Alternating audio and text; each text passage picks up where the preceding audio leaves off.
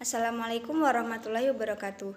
Kami dari kelompok 3, di sini kami akan menjelaskan sedikit materi dari kami yang berjudul Dinamika Bisnis dalam Dunia Usaha milik negara, swasta, dan koperasi dalam konteks pembangunan ekonomi nasional.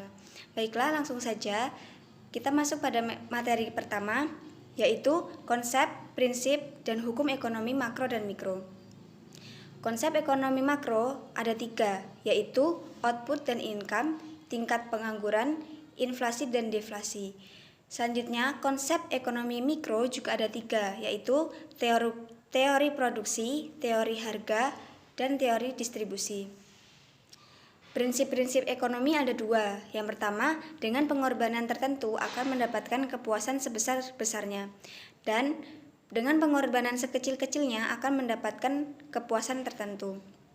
Selanjutnya, hukum ekonomi. Hukum ekonomi merupakan kajian-kajian baru yang berawal dari konsep kajian hukum dagang. Hukum ekonomi tidak hanya dikaji dari hukum perdataan saja, tapi harus dikaji dari banyak aspek, sehingga membutuhkan metode pendekatan yang berbeda dari kajian hukum dagang dan hukum perdataan pada umumnya. Adalah contoh-contoh aktivitas ekonomi sebagai satu siklus. Di sini ada 5. Yang pertama, produksi. Yang kedua, distribusi. Yang ketiga, konsumsi. Yang keempat, memanfaatkan sumber daya alam. Dan yang kelima adalah perdagangan. Yang pertama, produksi. Sebagai contohnya, di sini saya mengambil Indonesia merupakan salah satu negara penghasil biji kopi berkualitas dan pilihan. Kondisi inilah yang dimanfaatkan oleh perusahaan-perusahaan besar untuk mengolah biji kopi mentah, lalu hasil pengolahannya dijual. Yang kedua, ada distribusi. Contohnya, seorang distributor membeli kopi olahan dari produsen untuk dijual kepada konsumennya. Yang ketiga, ada konsumsi. Kegiatan konsumsi adalah kegiatan menghabiskan suatu nilai guna barang agar kebutuhannya tercukupi. Misalnya, seseorang membeli kopi bubuk di warung, lalu dikonsumsi bersama keluarganya. Yang keempat adalah memanfaatkan sumber daya alam. Memanfaatkan sumber daya alam umumnya terjadi pada sektor-sektor pertanian, perkebunan, dan pertambangan. Misalnya, perusahaan batubara mengeruk fosil dari endapan bumi, lalu diolah supaya menjadi bahan bakar. Yang terakhir, perdagangan. Ekonomi perdagangan berupa kegiatan jual beli dengan mempertemukan penjual dan pembeli. Selanjutnya saya akan menjelaskan tentang perniagaan.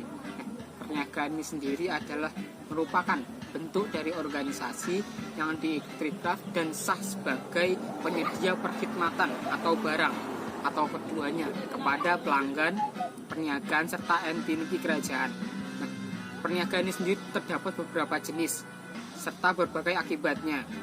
Nah, contoh jenis perniagaan ini sendiri yang pertama ada manufaktur, yang kedua ada perniagaan jasa, yang ketiga ada pengedar atau peruncit, yang keempat ada perniagaan mineral dan pertanian, dan yang terakhir ada perniagaan maklumat.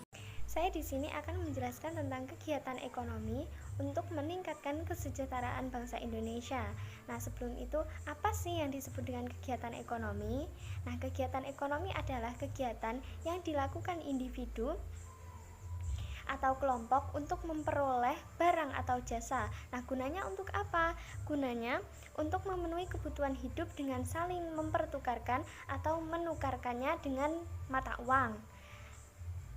Dalam kegiatan ekonomi ini ada 3 kegiatan. Yang pertama adalah kegiatan produksi. Kegiatan produksi adalah kegiatan yang menghasilkan barang atau jasa serta menambah nilai guna. Nah, sedangkan yang kedua adalah kegiatan distribusi. Kegiatan distribusi adalah kegiatan menghasilkan barang atau jasa serta menambah nilai guna suatu barang. Yang ketiga adalah kegiatan konsumsi. Kegiatan konsumsi adalah kegiatan untuk mengurangi suatu nilai guna atau menghabiskan barang. Selanjutnya, koperasi. Nah, koperasi merupakan bagian dari tata susunan ekonomi. Hal ini berarti bahwa dalam kegiatan koperasi turut mengambil bagian bagi tercapainya kegiatan ekonomi yang sejahtera. Koperasi juga merupakan lembaga ekonomi yang cocok diterapkan di Indonesia. Karena apa? Karena sifat masyarakat di Indonesia itu kan kekeluargaan dan kegotong royongan. Nah, di dalam koperasi itu kan pasti ada faktor yang namanya faktor keberhasilan dan juga penghambat.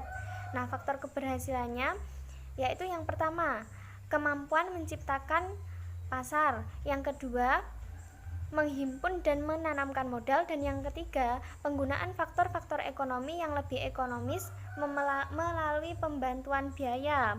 Nah, untuk faktor penghambat itu dibagi menjadi dua, penghambat dari luar dan juga penghambat dari dalam.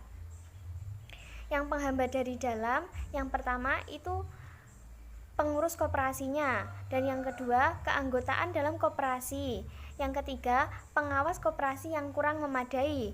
Dan yang dari luar, yang pertama itu iklim yang mendukung pertumbuhan koperasi belum selaras dengan kehendak anggota koperasi. Dan yang kedua itu banyaknya badan usaha lain yang bergerak pada bidang yang sama. Yang ketiga itu kurangnya fasilitas-fasilitas yang dapat menarik perhatian masyarakat dan kurangnya kepercayaan masyarakat terhadap koperasi itu tersebut.